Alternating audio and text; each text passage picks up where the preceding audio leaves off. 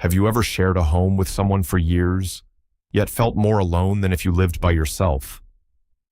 Eleanor Hartley had been married to one of the most powerful men in Boston for 3 years, but not once had they shared a bed. No fights, no passion, no connection. Just two people living behind locked emotional doors in a house filled with silence and schedules. She gave up her career, her voice, even her identity, all for a marriage that looked perfect from the outside. But when another man entered her life, someone who truly saw her, Eleanor was faced with a question no one can answer lightly. Do you stay and try to rebuild a life with the one who once forgot how to love you, or do you walk away towards someone who never needed reminding? This isn't just a story about love, it's about choosing yourself, even when your heart is split between history and hope. So, if it were you, what would you choose? Join us on this emotional journey of silence, awakening, and second chances. If the story touches something deep in you, don't forget to like, share, and subscribe to Shining Stories for more heart-opening tales like this one. Now, let's begin. The Royce estate stood quietly at the edge of a sleepy town in New Hampshire, its white columns and shuttered windows exuding old money and stoic elegance. Every morning, the mist drifted over the manicured lawn, like silk unraveling from the sky. The roses in the southern garden were always in bloom, no matter the season. It was the kind of house people drove past and said, they must have it all, but inside, it was eerily still. Eleanor Hartley Royce moved through the grand kitchen in soft slippers, the sound of her footsteps swallowed by polished hardwood floors and too many empty rooms.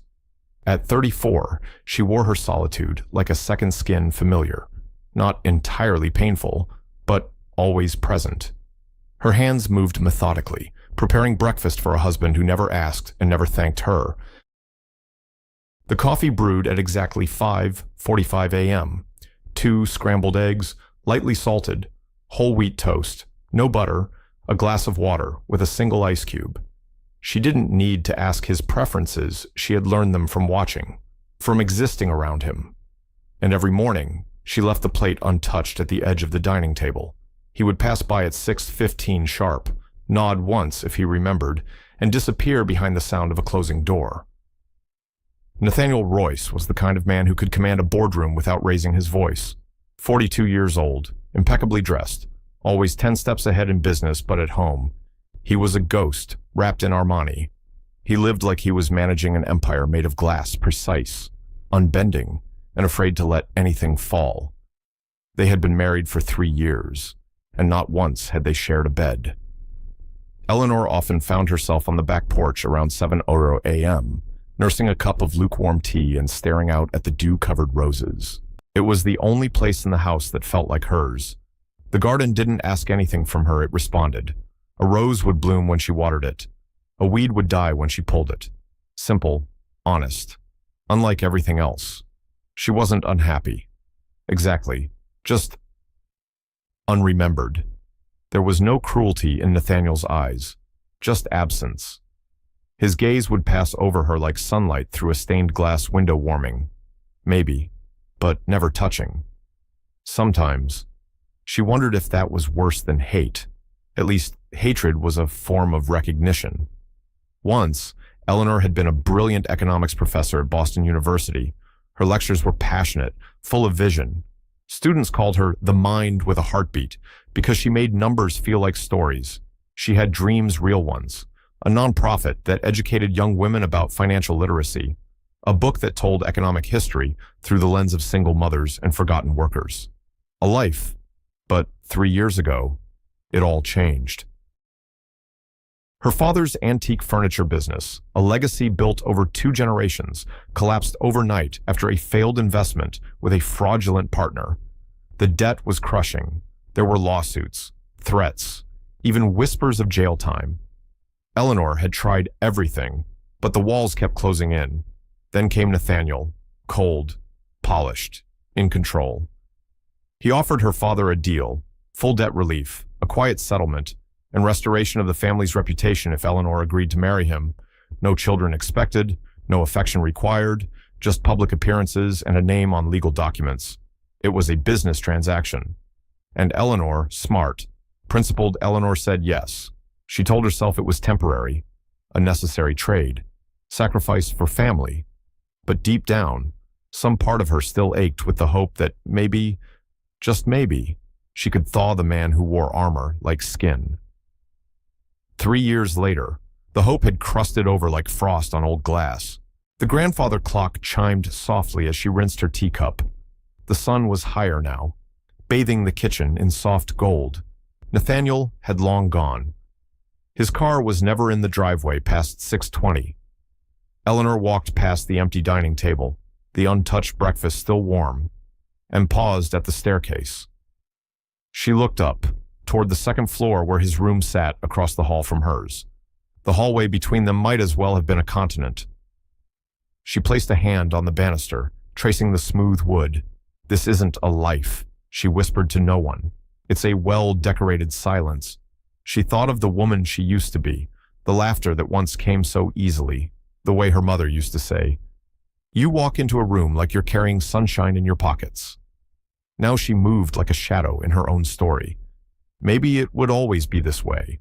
Maybe some stories weren't written with love in mind. Still, that morning perhaps because of the faint smell of fresh lavender, or the way a bird landed on the window box without fear, something shifted. A tightness in her chest, usually dormant, pressed a little harder. She didn't know it yet. But that day, everything would change. The Royce estate looked even grander in the evening light. Shadows from the old oak trees stretched long and solemn across the stone walkways, and the fountain out front hummed with a quiet, mechanical rhythm, like it was the only thing still breathing in a house built more for status than for living. Eleanor stood at the edge of the upstairs hallway, barefoot, her hand resting on the knob of her bedroom door. Across the hall, another door. His door remained shut, as always. 3 years. Not once had she opened it. Not for comfort, not for closeness. It wasn't forbidden. It simply wasn't expected. Their marriage was built like a contract, clear terms, signed lines, defined roles. And even within those lines, they barely touched. She remembered their wedding like a watercolor painting, soft edges, muted color, and too much white space. The ceremony had been private, classy, held in a church that looked like a museum. Her gown was elegant, modest, chosen more for its symbolism than for her taste. Nathaniel wore a charcoal gray suit and stood perfectly still beside her. Not once did his hand tremble when he slipped the ring onto her finger. "I promise to respect you," he said. He never promised to love her. Eleanor hadn't cried. Not then. Not even later when she stood alone in a hotel suite that had 2 bedrooms and a silent dinner already waiting under silver domes. She had told herself this was what adults did. They made sacrifices. They honored duty. They didn't expect fairy tales. But what she hadn't expected was the emotional famine that came with it. Nathaniel was a man of habit. He woke at 5:30 a.m. without an alarm, ran exactly 3. 1 miles on the treadmill, drank 1 cup of black coffee, never 2, left for the office by 6:20 a.m. sharp, returned by 7:10 p.m. unless traveling, had dinner prepared, served at 7:30 p.m. Sometimes he asked how her day was. Most times, he didn't. He never raised his voice. He never drank to excess. He never made a cruel remark. But he also never asked how she was sleeping, never remembered her favorite kind of wine, never reached for her hand when they passed each other in the hallway. It was a life with no bruises, but also no warmth. No fights, but no laughter. No drama, but no delight. At night, Eleanor lay in her queen-sized bed, surrounded by soft sheets and elegant silence. She would stare at the ceiling, sometimes listening to the distant hum of Nathaniel's voice on conference calls or the low baritone of him reading reports aloud in his office. Sometimes she whispered into the dark, "Do you even know who I am?" She never got an answer. She had once believed in love with a fierceness that made her students smile. During lectures, she'd quote poetry while explaining economic trends, comparing inflation to broken promises, or mergers to second marriages. Her students loved her for it. They said she made them feel things, even when they were only studying data. Now, she hadn't read a poem in years. There was a moment, about a year into the marriage, when Eleanor had tried to shift things. It had been spring. The cherry blossoms were in bloom. Nathaniel had invited a group of international investors for a dinner at the estate. She spent hours preparing selecting wine, coordinating a meal, even practicing casual conversation. She wore a sapphire blue dress that complemented her figure in a way that felt quiet but intentional. That evening, as she walked down the grand staircase, Nathaniel had glanced up. For a brief second, barely noticeable, his eyes softened. Then it vanished. "You look appropriate," he had said. She smiled politely. "Thank you." The evening passed in polite small talk and formal nods. Nathaniel introduced her only when necessary, and even then, with the kind of detachment you use when talking about antique furniture, rare, well kept, but not to be touched. That night, she cried in the bathtub with the faucet running, just to drown the sound of it. She had never tried again. Sometimes, Eleanor would wonder why Nathaniel even married her at all. Yes, she had saved her father's name. Yes, he needed a respectable wife for public appearances. But there were easier women. Ones who didn't read people so deeply. Ones who wouldn't look at him and see more than he wanted to reveal. He never talked about his past. Never mentioned family, loss, or anything that might explain the ice in his voice. But Eleanor saw the way he avoided old music, the way he stiffened at mentions of Vermont, or how his eyes darted when anyone asked about holidays. There were ghosts in him. And somewhere along the way, he had built walls so high, even he couldn't remember where the doors were. And she's stubborn, patient. Eleanor had been waiting at those locked doors with nothing but a rose in her hand and hope in her heart. But hope withers without sunlight. And Eleanor, once a woman who lit rooms with her voice, was slowly dimming. Yet something was shifting now. A crack, so faint it might have been imagined. The way his eyes lingered a bit too long at dinner last week. The silence in his voice when she spoke of Michael Alden, the man from her university days, recently in town. Something was there, not love yet, but perhaps awareness, a recognition, a beginning of an ache. And sometimes, Eleanor thought, the beginning of ache is the first sign a heart is still alive. It was just after 4 o'clock on a Thursday afternoon when the phone rang. Not a text, not a calendar reminder, a real call.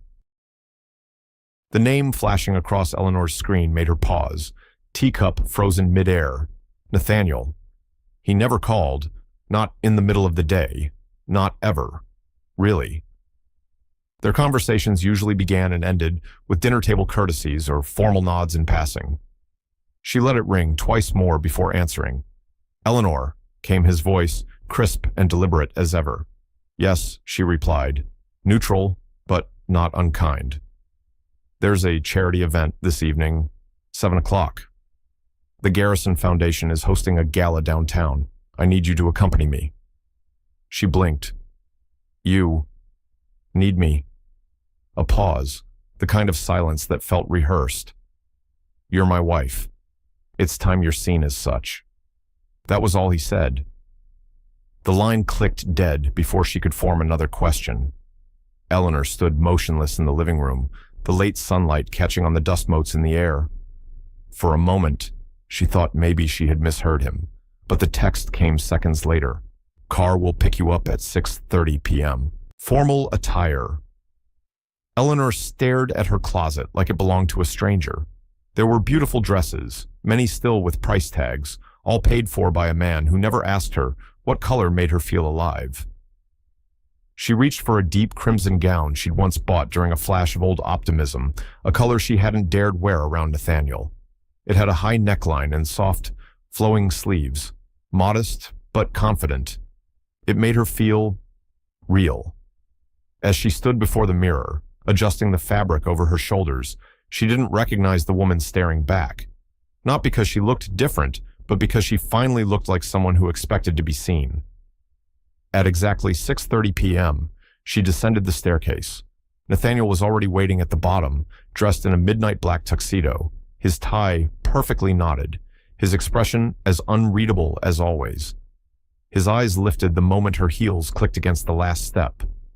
For a fraction of a second, too brief to catch his gaze, shifted. Something flickered. Surprise. Maybe even admiration. "You look appropriate," he said. She bit back a smile. "And you look like money." He offered his arm, for the first time in years. Eleanor placed her hand on it. The contact was unfamiliar, but not unpleasant. His body was warm beneath the expensive fabric.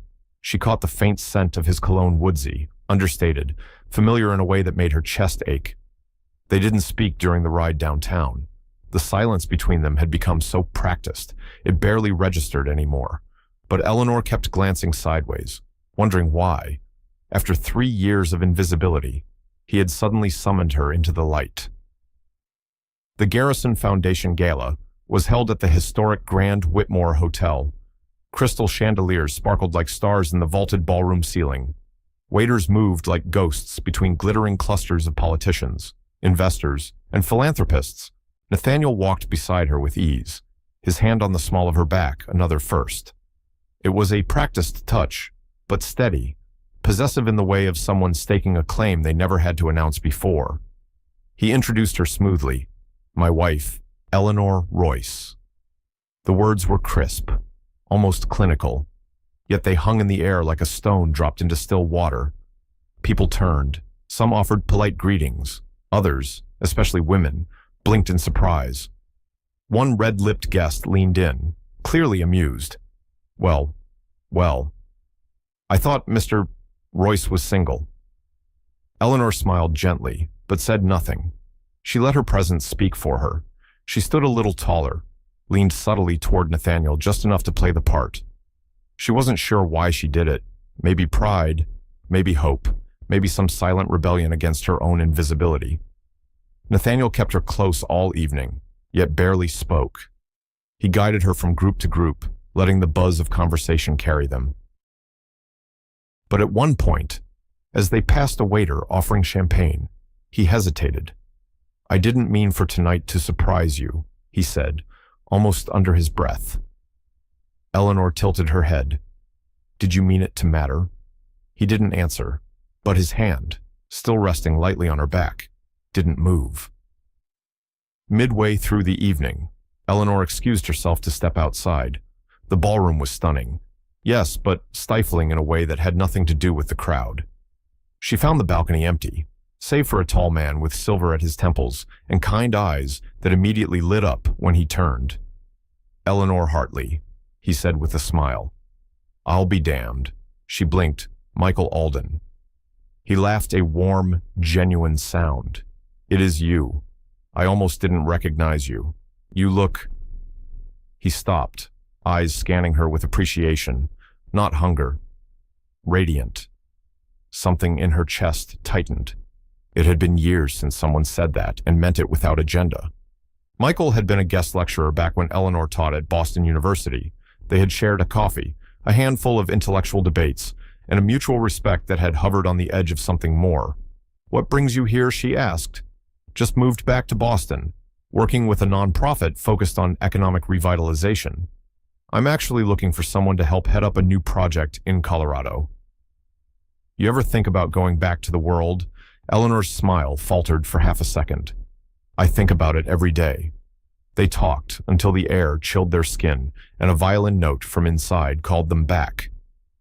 As they re-entered the ballroom, Nathaniel stood across the room, watching.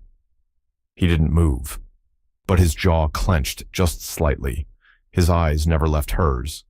And for the first time, Eleanor wondered, had she just been seen not as a wife, not as an accessory, but as a woman? Something had shifted. The silence had cracked, and behind that silence was the sound of something waking up. The following morning, the Royce estate was as still as ever, but something in Eleanor was no longer silent. She sat by the kitchen window with her tea, watching sunlight filter through the lace curtain. Her crimson dress from the night before now hung over a chair like a discarded memory too bold, too real for a house built on restraint. She thought of Michael Alden's words, still echoing gently in her mind. "You look radiant." 3 simple words, spoken with warmth, not possession, admiration, not expectation. And then Nathaniel's voice, cold and clipped. "You look appropriate." She exhaled slowly, fingertips tracing the rim of her teacup. There was no comparison. One saw her, the other assessed her. Later that afternoon, a courier arrived at the estate with a bouquet of white orchids and a handwritten card. "Thank you for last night." In R. It was the first note he had ever written her. She turned the card over, blank, not a single sentence more. No warmth, no inquiry, no invitation, just acknowledgement. Eleanor placed the card in the drawer beside her favorite novels. She couldn't throw it away, not yet, but it didn't belong on display either. That evening, she found herself in the living room as Nathaniel entered the house. He was punctual, as always, briefcase in one hand, jacket folded neatly over his arm. He stopped when he saw her standing by the fireplace. "I assume the flowers arrived," he said, voice as composed as the suit he wore. "They did," she replied, her tone even. "Thank you." A pause settled between them, thick with unspoken thoughts. "Was there a reason you wanted me at the gala?" she asked finally, cutting through the politeness. He met her eyes, gray on green. "You're my wife." Her jaw tightened. "That hasn't seemed to matter much before." Nathaniel blinked, once, but didn't flinch. "It matters now." "That's not an answer," she said softly, her voice threading through the silence like violin strings just before breaking. He said nothing, and Eleanor, after waiting so long to be heard, turned away. The next week brought small, strange shifts. Nathaniel began coming home earlier. Once. She found him reading in the study instead of retreating into his office. Another night, he asked awkwardly, almost shyly, if she wanted to take dinner in the garden instead of the dining room. They spoke more, but the words were surface level. Safe. Still, it was more than silence. It was almost enough to stir a forgotten hope, until the Sunday brunch. The invitation had come from the Kensingtons, a power couple Nathaniel did business with regularly. Brunches at their estate were a high society ritual, expensive, curated, and quietly competitive. Eleanor had only attended once before, early in their marriage, and had spent most of it pretending she didn't feel like a well-dressed mannequin. This time, she wore a pale blue dress, simple and dignified, and twisted her hair into a soft bun. When Nathaniel saw her, his eyes lingered. "You look elegant," he said. It wasn't much, but it was more than before. At the Kensingtons, the usual crowd had gathered polished women in pearls, men who smelled like old whiskey and new money. Eleanor floated beside Nathaniel, smiling on cue, nodding in conversations that orbited wealth, investments, and vacation homes like satellites. Then came Vanessa Hartwell, a fashion columnist with the kind of smile that always carried a knife. "My God," she exclaimed, her eyes locking on Eleanor. "You brought your wife." People were starting to think she was a myth. Eleanor froze for half a second, then gave a polite smile. "Nice to see you again." Vanessa leaned in, voice syrupy. "I just assumed you were one of those distant arrangement types. All business, no breakfast." Nathaniel's posture stiffened beside her. Eleanor let the comment land, then looked Vanessa square in the eye. "Well, some arrangements evolve. Yours, I assume, remains contractual." There was a beat of silence, then a soft ripple of laughter from someone nearby. Vanessa's smile faltered. Nathaniel's hand, still at Eleanor's back, tightened just slightly. On the drive home, the car was quiet, not cold, just full of static, like a radio between stations. Eleanor stared out the window, trees rushing past in shades of green and gold. "Do people always assume you married for optics?" she asked quietly. Nathaniel's hands flexed on the steering wheel. "People assume what they need to in order to feel superior." "That's a clever answer," she replied, "but not an honest one." He didn't speak for a while. Then, softly, "I married you because you were strong, capable, the only person in the room who never tried to impress me." Eleanor turned to him slowly.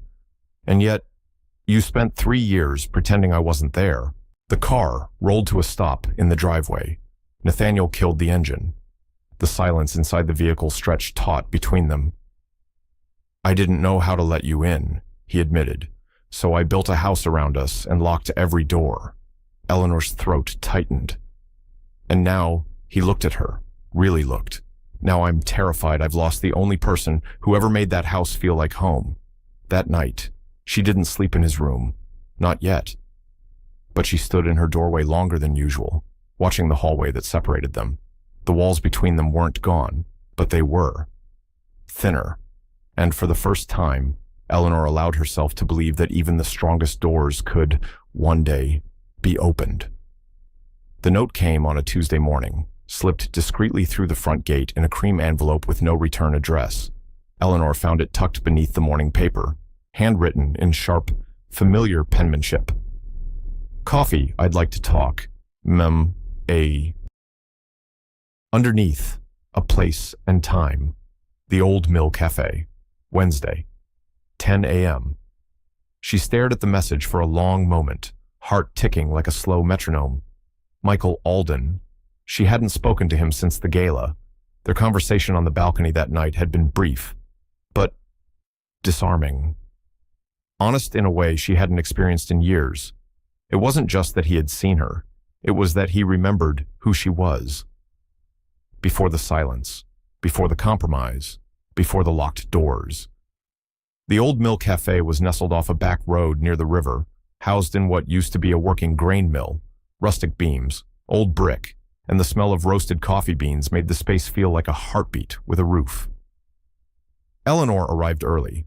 She wore simple linen slacks and a soft gray cardigan, nothing dramatic, but something that made her feel like herself again. Not a trophy, not an obligation, just a woman who used to laugh without apology. Michael arrived 2 minutes after 10, carrying that same quiet presence she remembered from years ago. He smiled when he saw her. You haven't changed. Eleanor raised a brow. You've started with a lie. He chuckled. All right, you've changed, but not in the ways that matter. They ordered 2 coffees and sat near the window, the river outside dancing with early fall sunlight. For the first few minutes, they talked about safe things, the town, people they both vaguely knew, the strange way time collapses when you're not paying attention. But slowly, the conversation deepened like water finding the cracks in dry earth. Michael stirred his coffee, then looked up. I was surprised to see you at the gala, not because you were there, but because you weren't introduced as someone's strategic partner. You looked like a ghost in someone else's story.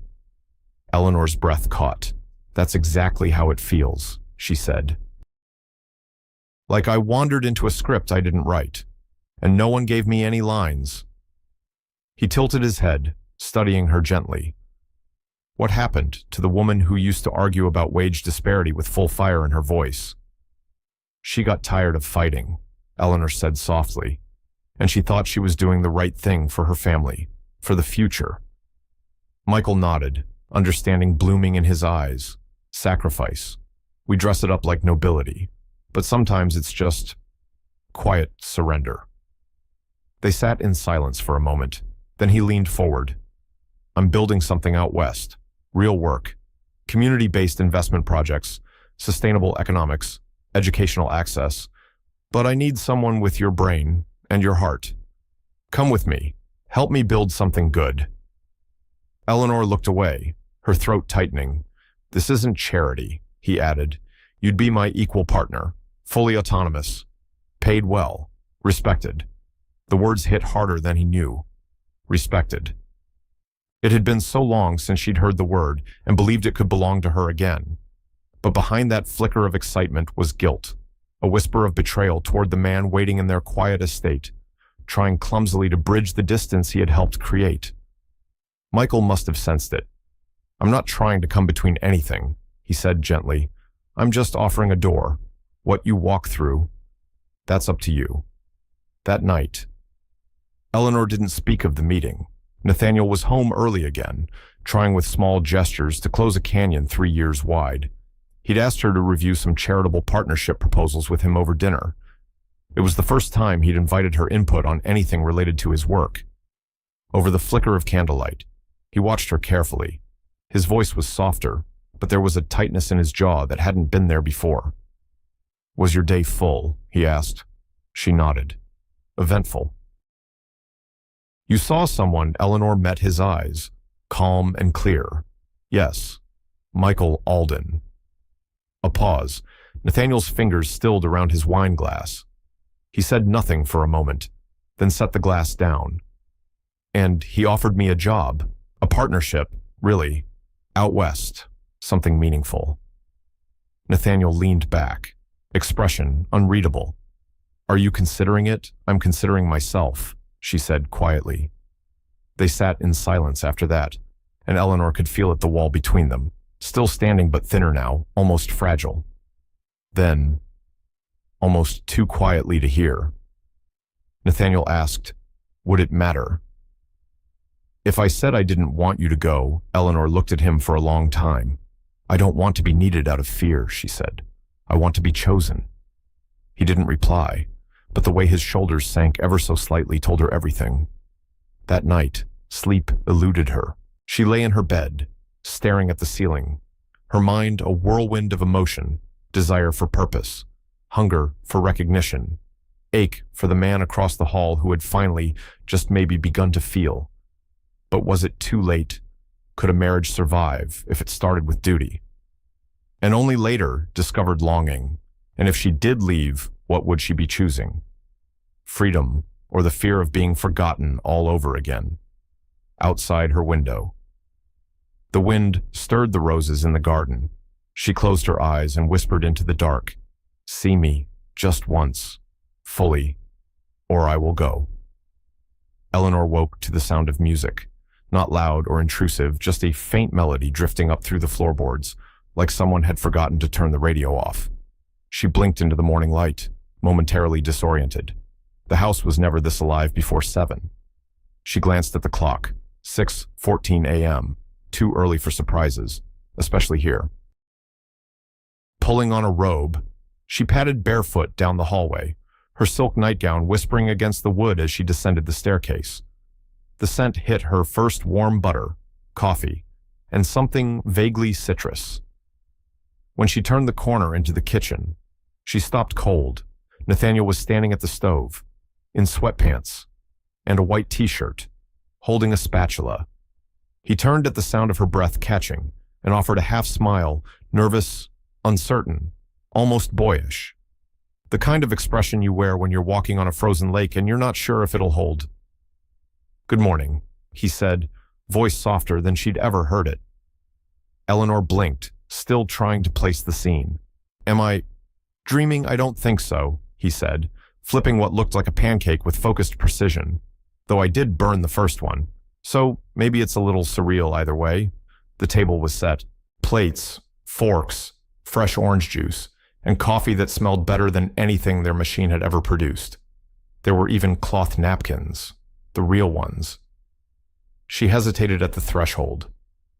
"You cook, I do a lot of things," Nathaniel said, carefully sliding a pancake onto one of the plates, most of them badly, but I figured this was a place to start. She didn't sit. Not yet. "What is this?" she asked gently, not accusing, just unsure. He turned off the burner, set the spatula down, and faced her fully. His expression was open in a way that made her heart clench. "This is me trying," he said, "to cook, to apologize." Eleanor stared at him, at the man who had spent 3 years behind doors, behind formality, behind cold routine, and who now stood in her kitchen with flour on his sleeve and something dangerously close to vulnerability in his eyes. "I don't know how to do this," he admitted, "but I know I've been distant, absent. And it's not because you weren't worth showing up for. It's because I didn't know how to be seen." She swallowed. And now, he looked at her, a little closer this time. "Now I'm terrified that someone else saw you before I did." The room went still. "I didn't kiss Michael," she said. "I didn't ask. You didn't have to." Nathaniel's jaw tightened. "He offered you a way out." Eleanor finally moved to the table, her hand resting on the back of a chair. He offered me a way forward. Nathaniel nodded slowly, his throat moving as he swallowed something hard. Then, after a beat, he pulled out the chair for her. "Will you sit?" he asked, not commanding asking. It might have been the first time in years he'd truly asked her for anything. She did. The pancakes were a little uneven, one side darker than the other, the butter slightly overmelted. The juice was freshly squeezed but had pulp, which she usually hated. But when she took the first bite, her eyes welled without warning. He watched her carefully. "Bad." She shook her head. "It's something I didn't know I needed." They ate mostly in silence. Not awkward new, like two people sharing a first date after years of pretending they were just polite roommates. Halfway through her coffee, Eleanor said softly, "This doesn't erase everything. I know. I'm still angry." "You should be." She looked at him then. "So why now?" Nathaniel's eyes flickered to the window, where the morning sun had just reached the roses she tended every day. "Because when he touched your arm at the gala, I felt like a man watching someone else open a door I never had the courage to knock on." He turned back to her, voice rough. "And because you looked happy when you said his name. Not in love, not swept away, just alive. I hadn't seen that in you for years. And I realized, God help me, I was the one who'd taken it." Her breath caught again. Then, with quiet steadiness, she said, "I want more than pancakes, Nathaniel." He nodded, slowly. "So do I." Later that day, she found a note taped inside her study. "Tell me what matters to you. I want to learn." And it was the first time he'd asked for her thoughts, not her presence, not her appearance, her mind. And Eleanor, unsure of everything else, knew one thing: that morning wasn't forgiveness. It wasn't a grand gesture. It was a first step. And sometimes, the smallest door left open is enough for hope to slip back in. The email arrived just before noon the next day. It was brief, professional, signed with kindness, but it changed everything. Subject: project proposal, lead position confidential, from Michael Alden to Eleanor Royce. "Eleanor, as discussed, I'd be honored to have you join our initiative in Colorado. The role is yours if you want it: lead strategist, full autonomy, with a team that values vision over title. We begin initial site visits next month. If you're willing, I'd love to have you at the table where real change begins. Warmly, Michael." Eleanor read it twice, then a third time. Her chest was quiet, but not calm. There was no pressure in his tone, no demand, only a door wide open, and she could walk through it. She stood by the window in her study, the same window she had sat beside 100 mornings, wondering if her life would ever shift. Now it had. But the ground beneath her felt less like liberation and more like the edge of something deeply uncertain. When Nathaniel appeared in the doorway, she didn't turn. She didn't need to. She felt him, his presence still wrapped in silence, but not the cold kind. Now it was watchful, waiting. "I heard from Michael," she said softly. A pause. "What did he say?" "He offered me the position." She turned then, meeting his eyes. "Lead strategist. Total freedom. Full respect." Nathaniel's expression didn't change, but something inside him visibly tightened. "And what do you want to say back?" Eleanor hesitated. "I don't know yet." That night, Nathaniel opened a bottle of wine, not the expensive one he used for investors, the one she used to love from a vineyard they'd visited just once, years ago, before everything became a ledger. He poured her a glass, then stood at the edge of the kitchen island, unsure if he should stay or retreat. She gestured to the chair across from her. He sat. For a long time, they said nothing. The wine sat between them like a truth serum. Then she spoke. "You know, I used to think silence was the worst thing someone could offer." Nathaniel's gaze lifted, "But it's not." She continued. "Indifference is worse, because silence, at least, can be broken. But indifference..." Her voice trailed off. He didn't argue. "I was never indifferent," he said finally, "just afraid." "Of what?" of needing you more than you needed me. Eleanor exhaled, slow and heavy. You already did. You just didn't know how to say it. The next morning, Nathaniel was gone early, as usual, but on the kitchen counter sat a manila envelope, her name written in his handwriting across the front. Inside were documents. Royce Foundation proposal for joint leadership attached was a formal offer not from Michael, but from Nathaniel, a restructure of his own company, creating a sister organization focused on economic impact projects. Her name at the top as co-director. He had signed it. No obligation, no pretense. At the bottom, a note. Whatever you choose, I'll respect it, but I'd rather build something with you than alone. N.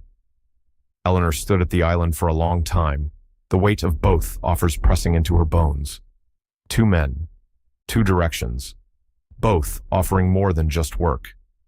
Michael offered space, vision, freedom. Nathaniel offered presence, humility, a long overdue invitation to be a partner, not just a placeholder. But love, true love, was never just about choosing someone. It was about choosing with someone. And Eleanor, for the first time, needed to choose herself first. That evening, she called Michael. He picked up after the first ring, voice warm. Eleanor, I got your email. I meant every word. I know. She hesitated, and I'm honored, truly. But she took a breath, the kind that steadied something fragile. But I think my place is here, not because it's easier, but because there's still something worth building. A pause. Then Michael chuckled softly. Not bitter, not surprised. It was never really about me. Was it? It could have been, she said gently. If I hadn't already started finding myself again right where I almost lost her.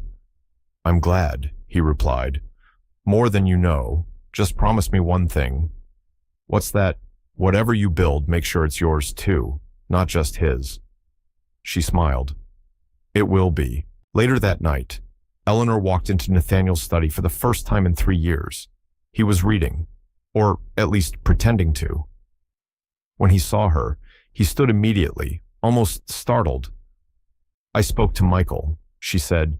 He nodded once, his face unreadable. I turned down the offer, she continued. I want to try this your proposal. Our proposal. Relief flickered across his features, but he didn't move. Not because I'm staying in the past, she added, but because I believe we might finally be building a future. Nathaniel stepped forward. His hand reached for hers, hesitant but open. She took it, and it felt right, like something had healed, not fully, but enough to begin again. The days that followed moved slowly, like the pause between a breath in and a breath out. Eleanor found herself waking before the alarm, not from anxiety, but something quieter, restlessness, maybe, or anticipation. There was something strange about standing on the edge of your own becoming. Every corner of the Royce estate seemed different now. The kitchen held the ghost of laughter. The study smelled of paper and purpose. Even the garden, her long-held sanctuary, now felt like a room with windows opened for the first time.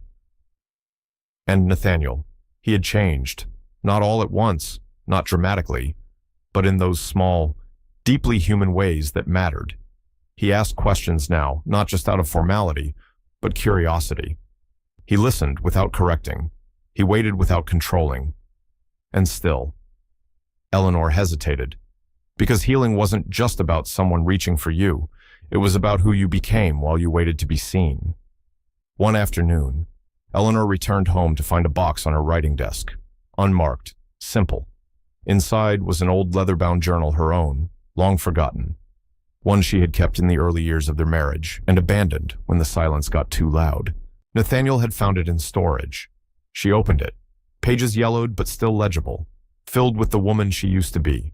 Her words were full of questions, raw hope, and loneliness wrapped in intellectual armor. I don't want to be a painting hung in someone's hallway. I want to be the sun coming through the window, felt, not just observed.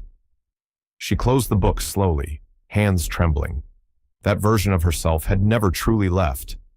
She had just dimmed. And now, she wasn't sure which light to walk toward. That night, Eleanor stood by the fireplace, watching flames dance behind the screen. Nathaniel entered the room, holding 2 mugs of chamomile tea. He offered her one. "Thank you," she said, accepting it. They sat across from each other, the silence between them no longer hollow, but heavy with meaning. "I've been thinking," she said quietly. He looked at her, patient, about what it means to stay, to build something together. Nathaniel nodded slowly. "And it means we'll both have to let go of who we were," she said. "Not just the silence, not just the habits, but the idea that we're safer apart than we are honest together." He leaned forward, elbows on his knees. "I'm willing to do that, every day, if I have to." She studied him. The man who once wore control like armor now looked like someone learning how to take off a mask he'd forgotten was even there. "I need time," she whispered. His eyes didn't harden. They softened. "I can give you time," he said. "Just don't shut the door completely." So Eleanor left. Not forever, not out of anger, but out of need. She spent 1 week in Colorado, not with Michael, but alone. She visited the project site he had spoken of, met the local teams, walked the land. She gave a spontaneous guest lecture at a community college nearby, and the students asked questions that lit her up from the inside. She stayed in a small inn with creaky stairs and a porch swing that overlooked pine trees and stars. She wrote, she read. She remembered what her voice sounded like when no one was watching, and when Michael invited her to dinner on her last night there, she accepted gratefully, platonically. They sat by a wood-fire grill, shared a bottle of red wine, and talked not about what could have been, but what was. "I knew you wouldn't stay," Michael said with a kind smile. "You offered me something I needed," Eleanor replied. "A way out, a way to look inward." He raised his glass. "Then it was worth it." When she returned to New Hampshire, the leaves had begun to fall. She stepped into the Royce estate with a lighter step, a deeper breath, the same house. Yes, but not the same woman. Nathaniel met her at the door. He didn't ask questions. He didn't demand answers. Instead, he simply said, "Welcome home." And this time, it felt true, not because the house had changed, but because she had. That evening, Eleanor unpacked slowly. She placed the leather-bound journal back on her shelf next to a brand new one, blank, waiting. She sat by the garden window with a pen in her hand and wrote just 1 sentence. "I didn't choose between 2 lives. I chose the woman I wanted to become, and from that place, everything else began." The days that followed moved slowly, like the pause between a breath in and a breath out. Eleanor found herself waking before the alarm, not from anxiety, but something quieter. Restlessness, maybe, or anticipation. There was something strange about standing on the edge of your own becoming. Every corner of the Royce estate seemed different now. The kitchen held the ghost of laughter. The study smelled of paper and purpose. Even the garden, her long-held sanctuary, now felt like a room with windows open for the first time. And Nathaniel. He had changed, not all at once, not dramatically, but in those small, deeply human ways that mattered. He asked questions now, not just out of formality, but curiosity. He listened without correcting. He waited without controlling. And still, Eleanor hesitated. Because healing wasn't just about someone reaching for you. It was about who you became while you waited to be seen. One afternoon, Eleanor returned home to find a box on her writing desk, unmarked, simple. Inside was an old leather-bound journal, her own, long forgotten. One she had kept in the early years of their marriage and abandoned when the silence got too loud. Nathaniel had found it in storage. She opened it, pages yellowed but still legible, filled with the woman she used to be. Her words were full of questions, raw hope, and loneliness wrapped in intellectual armor. "I don't want to be a painting hung in someone's hallway. I want to be the sun coming through the window." Felt, not just observed. She closed the book slowly, hands trembling. That version of herself had never truly left. She had just dimmed. And now, she wasn't sure which light to walk toward. That night, Eleanor stood by the fireplace, watching flames dance behind the screen. Nathaniel entered the room, holding 2 mugs of chamomile tea. He offered her one. "Thank you," she said, accepting it. They sat across from each other, the silence between them no longer hollow but heavy with meaning. "I've been thinking," she said quietly. He looked at her, patient, about what it means to stay, to build something together. Nathaniel nodded slowly. "And it means we'll both have to let go of who we were," she said. "Not just the silence, not just the habits, but the idea that we're safer apart than we are honest together." He leaned forward, elbows on his knees. "I'm willing to do that. Every day, if I have to." She studied him.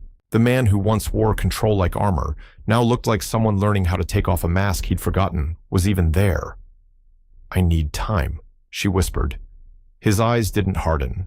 They softened. "I can give you time," he said.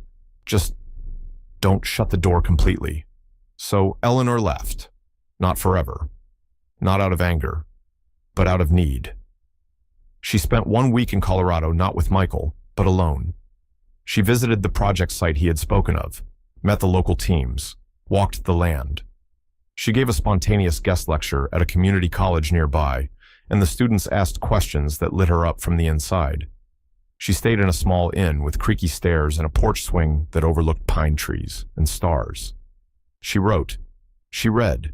She remembered what her voice sounded like when no one was watching, and when Michael invited her to dinner on her last night there, she accepted gratefully, platonically.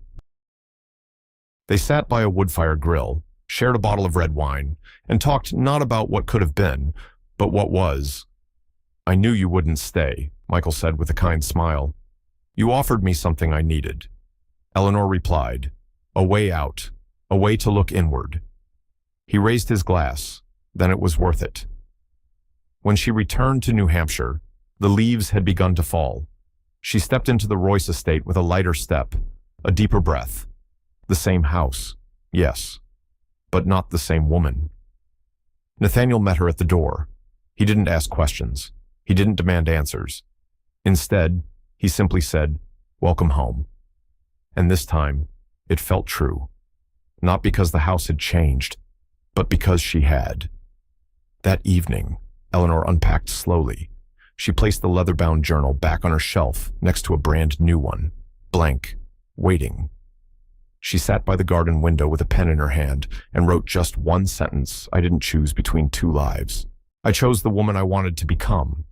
And from that place, everything else began.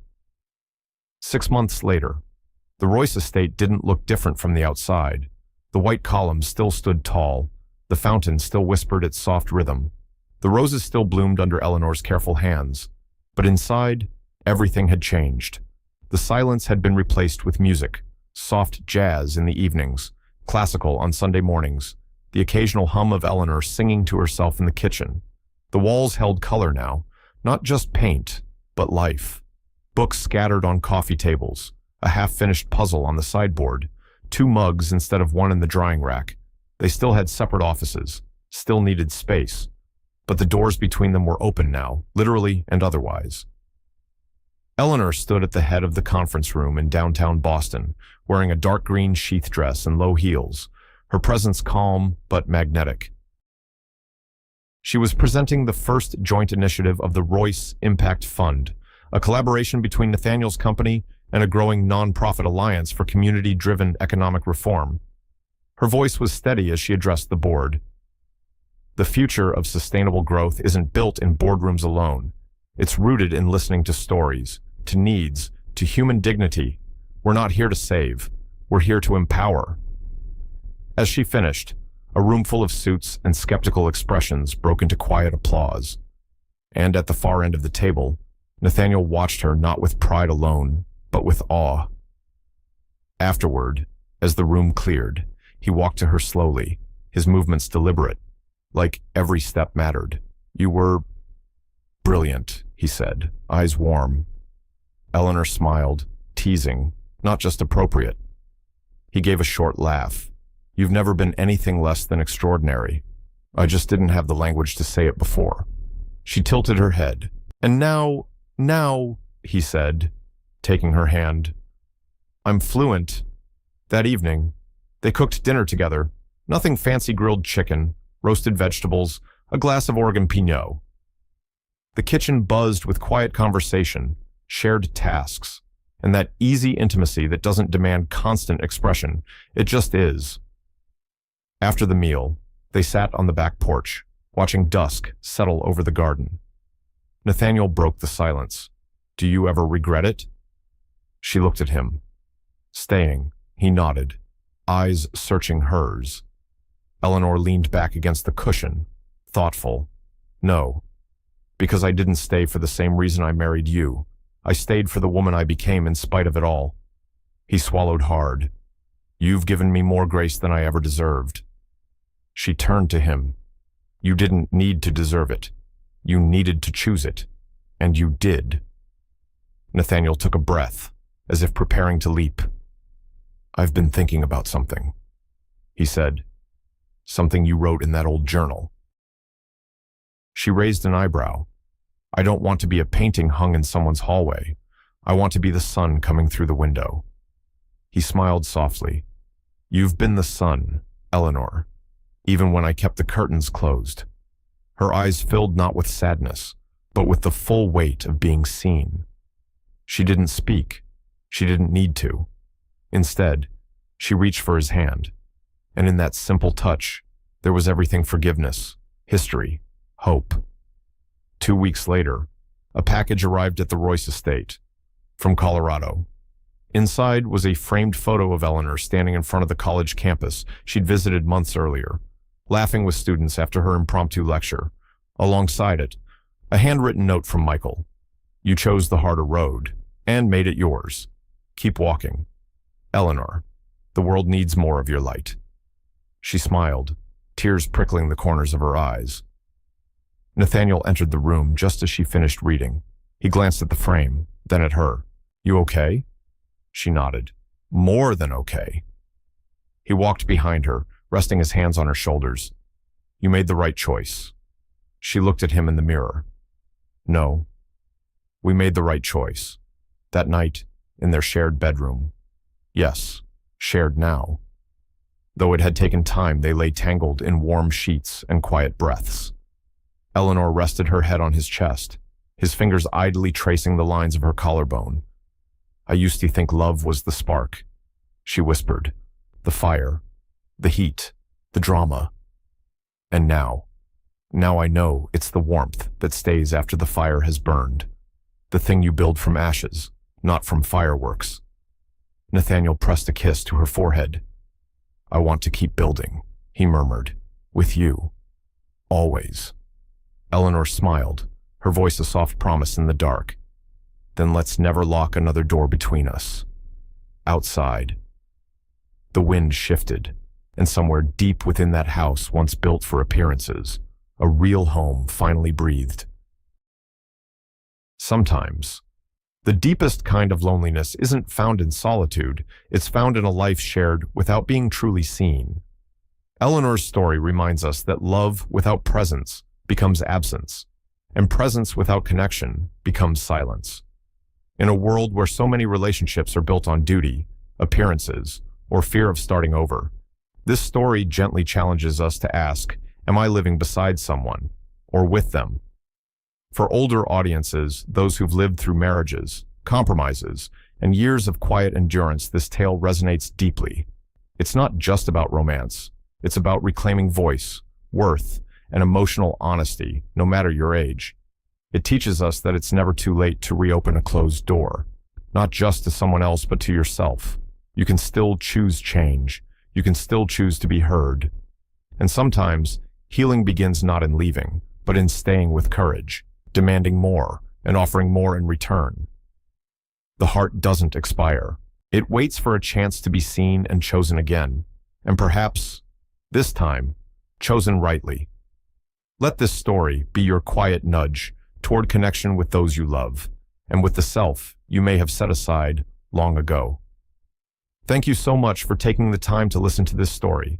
If it touched your heart or reminded you of something real in your own life, please consider liking, sharing, and subscribing to Shining Stories. Your support helps us continue bringing heartfelt, meaningful stories that speak to the soul. Until next time, take care and never stop choosing what truly matters.